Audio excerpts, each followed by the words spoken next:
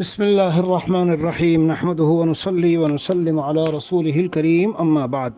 میرے عزیزو، ہم ایک ترتیب سے چل رہے ہیں کہ رات کو سونے کے وقت کی سنتیں آئی، پھر سو کے اٹھنے کے بعد کی۔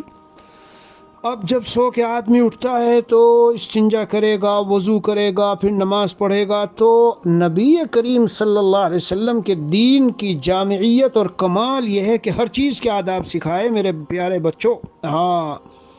قال النبی صلی اللہ علیہ وسلم لا يبولن احدكم في مستحمه فإن عامة الوسواس منه۔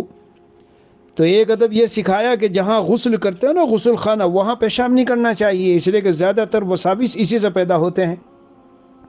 اسی طرح ایک ادب، کان النبی صلی اللہ علیہ وسلم اذا دخل الخلاء وضع خاتمه، جب بیت الخلاء میں جاتے تو اپنی انگوٹھی کو ایک طرف اتار کے رکھ دیتے۔ علماء نے لکھا ہے کہ اللہ کا نام کسی کاغذ پر ہو، کسی اور کوئی ایسی انگوٹھی وغیرہ ہو تو اس کو اتار دینا چاہیے جب استنجے کے لیے جائے۔ اسی طرح کان النبی صلی اللہ علیہ وسلم اذا دخل الخلاء لبس حذاء وغطى رأسه، جوتا چپل پہنتے اور سر کو ڈھانپ لیتے۔ تو کیا سمجھ میں آیا؟